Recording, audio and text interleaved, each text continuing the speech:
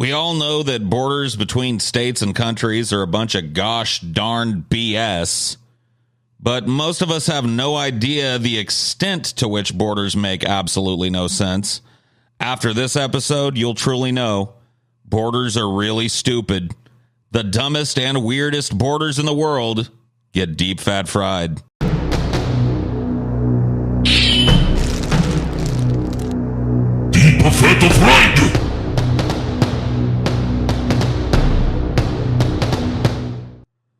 I like when a geography episode is like politically subversive. Yeah. You know what I mean?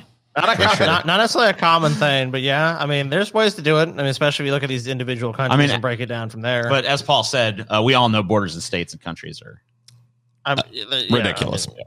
Absurd. Everyone already is on board with that. It's just a ridiculous concept, but sure, we get it. So let's start with Indian borders. This is, one of the world's most strange border regions. India is, a place where there's a lot of political strife. But we got to do a little kind of lesson on what some terminology is in order to talk about glossary of terms. Now, I will say that they've minimized the chaos a little bit now, but it was really fucking ridiculous for a really long time. So we've got to learn about what an enclave is, which is what many of these dumb and weird borders that we'll talk about tonight involve.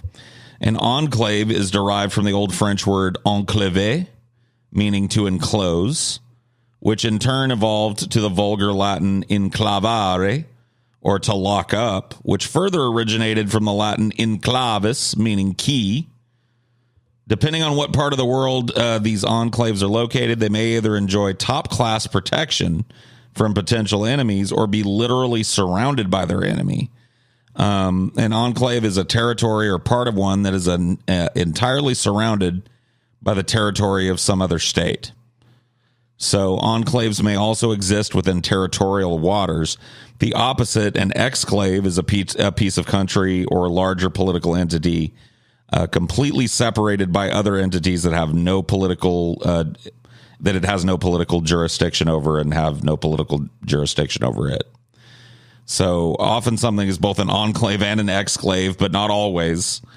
So pictured as an example of the former. In this case, C is an enclave of A, and A is an enclave of B. Or sorry, A is an exclave of B. All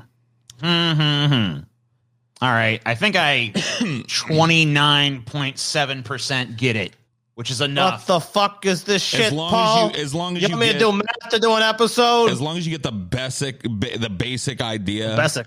I get the basic idea that it's countries that don't. It's like Alaska, It's like way up there, separate from us. Now that we've cleared that up, let me introduce the one and only third order enclave.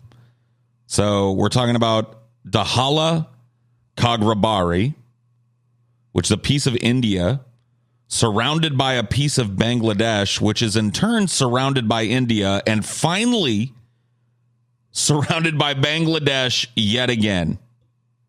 How could you functionally enforce these borders? It's impossible. It's like you literally go on a street. It's like, I'm in Bangladesh. Nope, now I'm in India. Now I'm back in India. Now I'm in Bangladesh. Like, what the fuck is this? There are certain places in the world that we'll talk about tonight, Scotty, where it gets even more ridiculous than that. But that's exactly what it is. It's one of the smallest enclaves that you see there, the one in the center, that little blob of yellow. Anybody who's India. Just listening to this, I just want to say that what we're looking at is, it's basically just a fucking mess. There's just like a hodgepodge of beige, which represents Bangladesh, and yellow, which represents India, and it's like a smattering of each all over the place. Yep. So the smallest of these, no goddamn sense. It's like totally fucked up. There's like a little tiny portion of land that's within India, and it's Bangladesh, but it's India. Okay, I could literally draw a straight line right now across the screen and be like, I am in Bangladesh. Now I'm in India. Now I'm in Bangladesh. Now I'm in India. Now I'm in Bangladesh. Now I'm in India. Now I'm in Bangladesh. Now I'm in India. Yep. That's a straight fucking walk. So, I mean, like, that makes no fucking sense. The enclave that we're really focusing on here is this tiny little blob in the middle, the Third Order enclave, the only one in the world. Yes. 7,000 square meters. It's just shy of 2 acres of land. Of the Indo-Bangladesh enclaves, albeit not the smallest of the 106 Indian exclaves inside Bangladesh and 92 Bangladeshi exclaves inside India, the title of the smallest goes to Natatoka,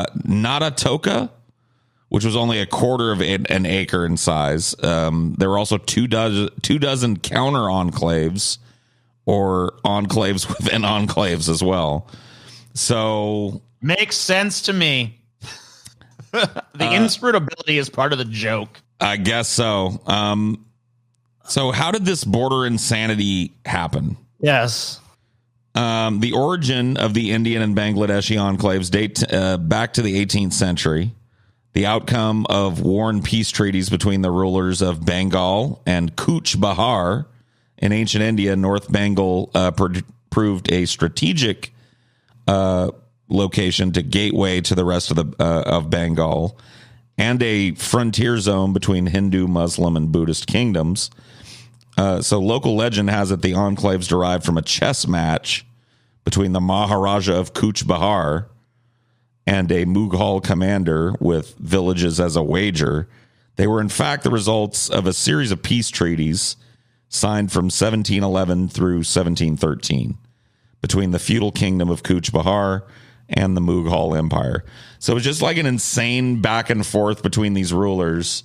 Like, okay, you can have everything around it, but we keep this. Okay, that's fine. Like everything became like a super nitpicky. Yeah. Like, all right, you can have this, but we want this little. I want that villa there. That has to be part of Bangladesh. Or yes. Whatever. It's like, oh my god. So the creation of the enclaves had little impact on everyday life, as Cooch Behar was normally a tributary state to the Mughal Empire anyway. So it was just kind of like, I guess, ego on the line. You know what I mean? Yeah. Between these two places. Over 300 years, the enclave survived successive changes of sovereignty as the British replaced the Mughals. Decolonization created independent India and Pakistan. And Bangladesh gained independence from Pakistan in 1971. Pictured here is a Bangladeshi independence demonstration. So with all that strife and all that turmoil and all those disputes and all those different players coming in, the lines that were drawn in 1711, I'm sorry, not even in 1711. Yeah, they were 1711 from 1711 to 1713. Those just became the lines forever. And pretty much. Well, not forever, I guess, but still to this day. And that part of the world, they probably just don't want to fuck with it, dude. They're like, no, it's good enough. Now, I guess. Eventually they did come along and fix this. As I said before, they've untangled some of this. They reached this thing called the Land Boundary Agreement in 1974 to exchange enclaves and simplify their international borders.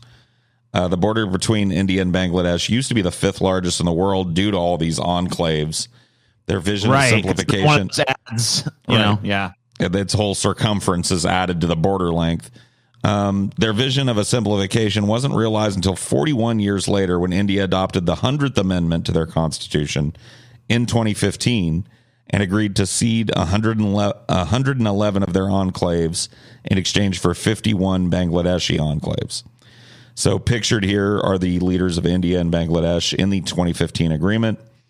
Overall, this resulted in a loss of 15 square miles for India, which seems like a small price to pay to get rid of its super complicated border. Now the only enclave left is a Bangladeshi one called Daragram Angrapota. Has about 17,000 people there. Yeah, that wouldn't have been practical. You're all Indians now. Like something. Fuck. Yeah. No, I guess not. All right. Their only access to the rest of Bangladesh is via the Tinbihag corridor, which thankfully is open 23 hours a day. But there's, I guess, an 1 hour a day where if you want to go to the rest of Bangladesh and you're a Bangladeshi living here, you're fucked. Nope. No Bangladesh for you. That's closed for the next hour. So I pulled this video that we could take a look at real quick, just to kind of show you how, this is actually India and Pakistan. They do this border ritual. Okay. Every year for Independence Day, I guess. And it's very weird. This is their border ritual. Yeah, so they open the border, and then they have a dude walk up and like they do like some kind of little dance. Yeah, they're doing like this, like, and it's very like roost, like it reminds me of birds in more ways than just the plumage on their head. Yeah, just like the way they come at each other and shit. Because they do this on both sides. There's like always an answer from the other side, as you can see. There's a dude on the Pakistani side. We're looking at the Indian side. Yeah, people get fucking hyped for this shit too. Like, fuck yeah, let's go to the They're border. like, oh my god, it's time for the border ritual, you guys. They're gonna put fucking stupid feathers on their head and kick and shit. It's gonna be fucking great. So as you can see, you know, Team sports, dude. Yeah, I guess. That's all it is India, fuck India, Pakistan, Pakistan. It's just like, man, it just feels like something that could dissolve into a giant international incident. Look how hard I kicked. Look how high I kicked. India kicked across the border. But yeah, this is fun though. I mean, I don't know. I guess it's better than them fighting. I don't know. It's kind of silly because you can see. I mean, how if this similar these fucking cultures releases are. some tension or whatever between the two countries, then maybe it's good. I mean, ultimately silly because you can see how similar these cultures are and how they could probably just be one part of one. Right? You know. It's like, hey, let's get together and organize this fucking crazy ritual that we both love and stuff. Yeah. Like, hey, or maybe we could just like work together in general as like a species and stuff. Maybe that'd be cool too, huh? Nah. No. Okay. Let's move on. Let's talk about our next crazy border situation. This is Barley Hertog. Makes perfect sense. What? Well, yet again, two countries that used to be one. Oh no! What is this? No. This is what we like to call a fucking mess. One It literally. area- Oh my! It looks like. So that block there. Oh, that's another. It doesn't even look like a thing. It's just a bunch of blocks. So just look at how absurd this gets. One area in Europe desperately needs to follow India and Bangladeshi example and come to some kind of agreement to simplify this border because they're just as complicated, but on a smaller and more frustrating scale. On the border of Belgium and the Netherlands lie two towns that are quite literally inextricably linked. The Belgian towns of Barley Hertog and Dutch town of Barley Nassau, they're essentially one town comprising a series of enclaves. That is territory, like we said, belonging to one government body surrounded by land belonging to another one, meaning that some pockets of the town are Belgian, some pockets are Dutch. See the map. Yeah, I mean, it's crazy. Barley Hertog and Barley Nassau are made up of no fewer than 30 enclaves, 22 Belgian, 1 Dutch, and 7 Dutch sub-enclaves. The smallest parcel belonging to Belgium is only 2/3 of an acre in size. So tiny, you barely put a house on it. I mean, give me a fucking break. I mean, here, I dude. see it. It was one of the first things I noticed. Is like, what the fuck is this? H12, right? I mean, look at it. It looks like the size of a person's fucking yard or something. It could be a small single family home you could put on right. there. Basically, and that's probably what's on there. Yeah, it's probably one dude's house. It's like, I want to be part of Belgium, and they're like, okay. So technically, they're Belgian citizens, and when they have to leave, and they're literally in another country. And it's like, if this dude to go down his road, he has to like immediately the second he steps out of his yard, he's in the Netherlands. Then he gets on the road, goes down here, and bam, he's back in Belgium, and bam, he's back in the Netherlands, and bam, he's back in Belgium. And bam, he's back in it looks like Belgium it's mostly, again, and then the Netherlands. It's mostly the Netherlands, it looks like. This looks like just a little pocket, I guess, of Belgium. Yeah, but look at there's like this roads and shit all over the place. But they have pretty free travel in the European Union. So, I mean, I don't think it's an issue. I mean, but even back in the day when these borders were formed, I mean, how would you fucking... Look at this, Scotty. There's just no way. Look at this little feature here at H5. Yeah, driving down the road, you literally just go like... You have to cross two international Belgium, borders. Netherlands. Belgium. So it's like you drive down it'd be like walking like just down the fucking to check your mail or something, and like you change countries like 3 times while you're doing it. It is absurd. It leads to some pretty absurd things. So if you go to the next picture, the borders are marked by a series of white plus signs drawn through the streets with B and NL indicating which country is on which side. The border is so complicated that there are even some houses bisected by it. So some people have houses that are literally like half their living room is Belgium and the other half is the Netherlands. This is one of them. Their front door is literally bisected. My couch is in Belgium, but my TV that I watch. When you walk into this person's house, you're literally existing in some kind of weird border superposition where you're in the Netherlands and Belgium at the same time as you walk into this person's house. Yeah. So here's some other gems of the boundaries. One bisects the loading dock of a liquor store. Another goes through a furniture showroom. And another has 3 turning points inside just one shed. 3 turning points? Yeah. Dude, what Inside the fuck a shed? borders, Inside of a shed, yeah. Inside of a fucking shed. If you're gonna have a border, draw a fucking line and say, on this side it's this country, on this side it's this country. It's not how it works, Scotty. A shed. I want this piece, though. We keep this piece and you keep that piece. Okay, well, if we get that piece, then you get this piece. I want this piece. There are 2 bus lines, 2 police stations, 2 mayors for the town.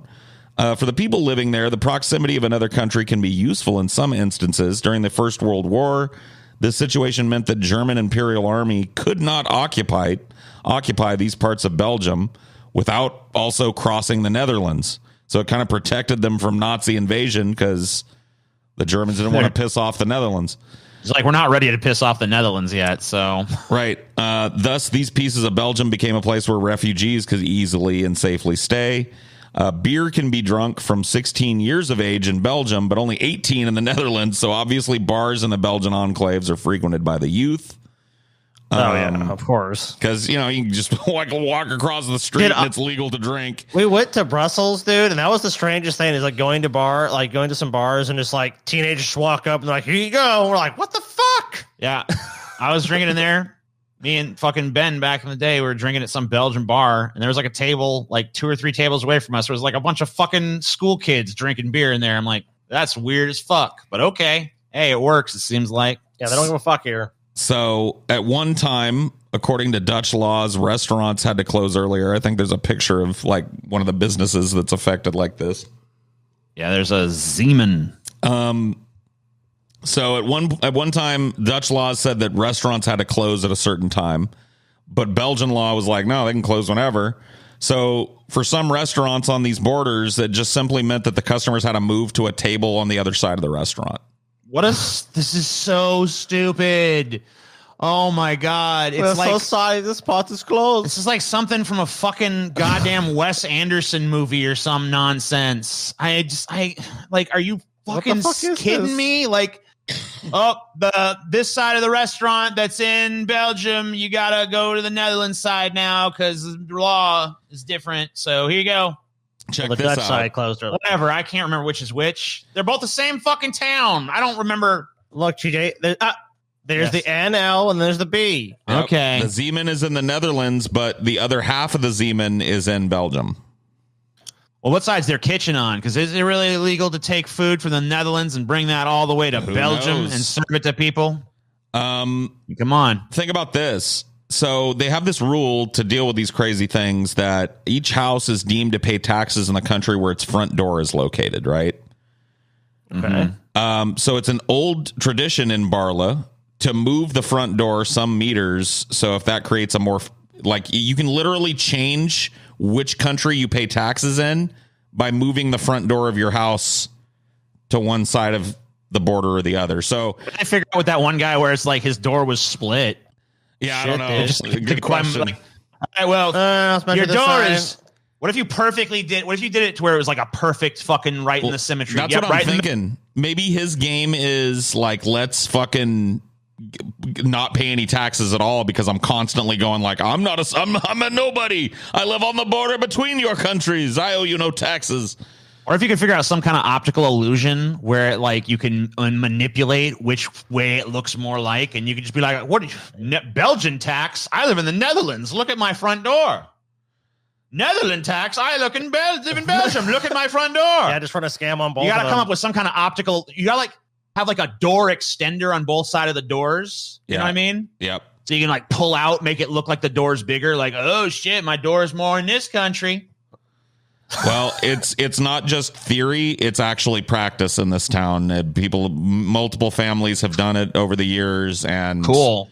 It's kind of like it's just part of how they do business over there. I almost guarantee you, this Zeman, like if some favorable business shit was, they would just close that door and open one of these other windows and make it a door.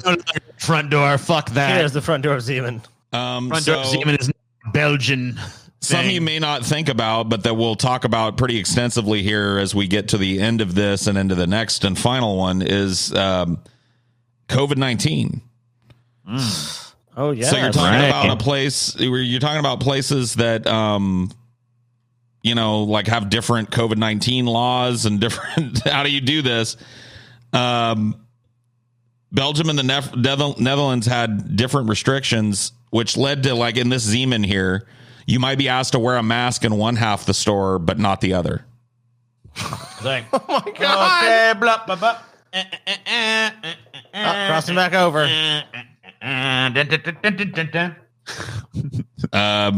So yeah, there were economic shutdowns during the pandemic that meant that stores had to move all of their items that were to be sold to one side of the border or the other to keep selling them. So just a lot of absurdity comes from this. I love the fucking human race, man. What the fuck? So once again, real quick, why did this bullshit happen? The origins of this puzzle lie with medieval feudalism, which split up the land into a patchwork of pockets that belonged to the local duke or count. In this area, some pockets were owned by the Duke Hertog of Brabant, hence Barley Hertog, and others by the House of Nassau, hence Barley Nassau. After the independence of Belgium in 1831, the border between Belgium and the Netherlands had to be determined by the Border Commission, and they came to this stupid fucking agreement, basically. Awesome. So the town's quirky nature is just too appealing to tourists, and residents have just settled on their complicated ways too much for change. They don't want it. Like when you poll the people around here, like, hey, you want to just like fucking settle this and make it a straight border? Apparently they've gone to the people, and the people are like, no, we want Barley Hertog. I mean, it's probably like the thing that actually makes their town like special or unique at all. So yeah, I can kind of see where they're coming from. It's like, it's gonna be a little tourism draw because like if I was in the Netherlands, it's like, it's a town that's in two countries at once. I'd probably be like, what? I'll go. Yep. It's like if you get famous for having a big dick on your head or something, Sure. And at first people make fun of you, but eventually like you become an inspirational figure. And then it's big like dick on head guy. They figure out how to fucking remove the dick, and you're like, I don't know. I'm kind of dick on head guy. I don't know if I want to fucking mess with that. So get seated first at restaurants and shit. It's good stuff. Let's skip ahead a few pictures, TJ. Yes. And get to this picture. Tell me which one you want me to go to. Keep going. There. No, let's pause right here. Okay. We're skipping ahead a little bit to Point Roberts, Washington. Okay. So this is a Pinay exclave, so on a peninsula and also an exclave. Okay.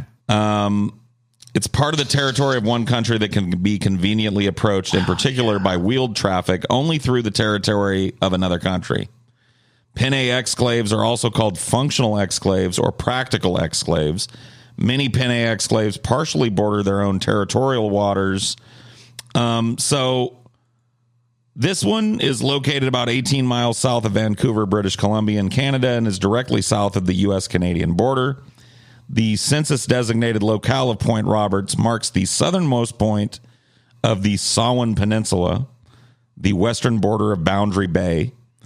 When the Oregon Treaty in 1846 was concluded, establishing the border between the U.S. and the North American parts of the British Empire, later Canada, along the 49th parallel, nobody at the time was aware of the effect this would have on the locals. And in Point Roberts' case, it was a total goof up. There were proposals of Point Roberts joining Canada for the obvious reasons, but no action was ever taken. And this is still like this today. So it's basically like you're in Oregon, but you have to drive through Canada to get to the rest of town, basically. Yeah, pretty fucking nuts. Yeah, but you mean Washington, right? Yeah, sorry. Washington. I was like Oregon. I was say, like, wait a minute. I was muffed up because it was the Oregon Treaty, but eventually that became right. Yeah. I got you. But yeah, you got to fucking. I mean, and plus, if you're in Canada, like at some point, your town become. I mean, I don't know. Maybe Point Roberts is only on this side of the border, but like it is. Your whole area becomes like, okay, well, Yeah, you have to cross a border to. even though we're on a peninsula, that part of the peninsula over there is America. I guess unless you take a boat to the U.S., which doesn't seem very practical. Yeah. So, residents living here enjoy pretty much the lowest crime rate in America because it's basically a Canadian town. Love it. And the community is home to at least 50, probably way more witness protection program people due to the fact that you have to cross two borders in order to get to it. So, like, if you're going to hide somebody with Italian accents walking around there, probably so. Hey, it's me. Hey, you know, I'm a fucking Canadian. Sit on my fucking cooch or whatever the fuck. Well, they're Americans. They're Americans. Hey, it works out because fucking Italians say "hey" and fucking Canadians say "hey." You know what I mean? Hey, so it works hey, out. Hey, let's get some fucking maple syrup on the fucking spaghetti. Hey, Oh God! it's a fucking witness protection special here. You know, that's good. This is good shit. Fuck you. You don't know good.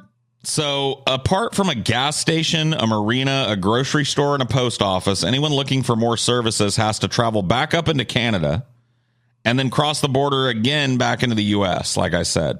For kids above the third grade, so third grade kids that live in this town, that commute is daily. They got to go across national boundaries to Blaine for school. But despite this, the residents still enjoy their peace, and most don't leave very often anyway. However, once again, this became a huge issue during COVID-19. Of course. Which, as of the recording of this episode, is still an ongoing issue. Washington Governor Jay Inslee begged President Biden to make an exception for Point Roberts to allow vaccinated Canadians to visit because of Point Roberts' dire situation. Their economy is almost entirely reliant on Canadian tourism.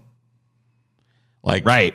Just like Barley Hertog or whatever. It's like people come there because it's this weird, like, we're in America, but it's really Canada, you know? Yeah, I mean, basically. Like, welcome to Little America. And they've basically built this idyllic little town to be nothing but that. It's nothing but like rental cabins and getaways for Canadian folks. And mobsters that are, you know, right, trying to avoid getting whacked. But yeah, man, it looks nice. I mean, it looks like a nice place. Fuck. And, I mean, and not only nice that, it's an easy way for Canadians to take advantage of cheaper American prices on gas, groceries, etc. And we have to sales tax. Yeah, and to enjoy shipping. The fucking universal health care. Oops. Yeah. Give me some of that. Enjoy what? What do they have in Canada now? They get shipping from America-based online retailers like Amazon. Sounds right. Taking advantage of how great our country is. Yep. In Typical fact, Canadians. 85% of Point Roberts' economic revenue is from Canadian tourists. Many Canadians also keep vacation homes there, which have been barred from accessing since March 2020. Good. I mean, good on that. I mean, we keep those Canadians out of this fucking fair country. Keep them out. Well, Canada opened its border in August to Americans who can show proof of vaccination and a negative COVID test. The U.S. border has remained closed to all Canadians for non-essential purposes since the start of the pandemic. And I guess that's supposed to run out this month. So October 21st of this month, that's supposed to run out. We need to call Congress right now. They need to extend this. The president needs to extend this. We need to keep this country safe. Well, by the time this episode airs, it'll probably be past October 21st. So we'll know the fate. That is likely true. Let us know in the comments what happened, because we're not going to look it up. That is likely true. Yeah. By the time this episode makes its way through the mill, this will likely be over, and the Canadians will once again invade this beautiful, idyllic little town of Point Roberts, Washington. Poor people. I'm sure they're fucking ready for it to happen. All of them make their money selling their shit to Canadians. They basically had no business. I mean, like you said, how much? What percent of the revenue? 65%, 85%. And they've been deprived of 85% of all revenue to their town. We need to build a bridge. 18 months. These poor Americans, we need to build a bridge from the mainland of our country to Point Roberts here. Let those people be able to travel freely to this great nation. I mean, what you probably should do at this point is if you're not going to like make an exception to let them have like their commerce, then you probably just need to let them be Canada. You know what? But I guess if they were Canada, no one would even want to come there. To Canada. Traitor. Are you out of your fucking mind, TJ? Don't ever say in my presence again. All right, I'm sorry. That's what I got for you tonight. Our land to Canada, TJ. Are you out of your fucking mind? What's wrong with you? It'd be just a little tip of a peninsula. No, if anything, that we should expand our territory and that land should be given to us, Americans. Okay, so you just think we should be given the whole peninsula then? Yeah, the whole of Canada. Let's be honest. Yeah. Canada. I mean, the moment you're willing to join us, look. I didn't say it, but this episode shows that borders are stupid. So Canada, if you join us, that's a whole of a lot less borders. Mexico, you're fucking welcome to come as well. Wait a minute. You want Mexico too, TJ? Yeah, Canada and Mexico. Oh, TJ, you just lost a lot of people. North America. They're not sending their best, Scotty. Look, TJ. North American supercontinent, Scotty. They're not sending their best. I mean, who runs the continent though? You know, it's still America, right? I mean, yeah, I guess. I don't know about this, TJ. These borders actually. Don't you want America to be bigger, Scotty? Yeah, but I want it through conquest, TJ. I don't want it to be like, okay, everyone, you know what? Let's all hug. No more borders. Do you think I want that globalist shit? No, dude. I want a fucking hegemony, dude. I want fucking power, TJ. Oh, okay. I want to crush the Canadians in the ground like fucking the goddamn Terminators and Skynet. This'll teach them. Crushing their fucking learn roads. them what's good. Wow. Sons of bitches. That's what I got for borders. If you liked this, let me know. And, you know, unfortunately, there's plenty of these crazy border situations. So hit me up in the comments. Let me know if you liked it. See you next time. Bye. No malarkey, Jack. Back in my day, we didn't have any entertainment at all, except for the old Scranton Village Elder. He only had 2 teeth. That guy had 1,000,000 stories. I ain't joking, Fat. We'd sit in the cold every night to hear him tell the tale of the cat he ate once. Nowadays, what with the mobile pages and the web phones and Netscapes and whatnot, it's hard to figure out what even to watch. Most days I'll just surf AOL. Lost, Jack. How do I click off the page? Why are there so many browsers open? It's all too goddamn much if you ask me. Now listen, Fat. I've got your solution. It's called the Pessimist Productions Patreon. You can click the link below, and bam, all the entertainment you need, Jack. It's like Willy Wink, you know, the chocolate factory thing. Hundreds of exclusive shows. I ain't kidding. Exclusive streams, more news. You can't go wrong. So cancel that AOL. Join the Pessimist Productions Patreon now. Don't wait, or you'll be sorry, Jack. Big fat fight.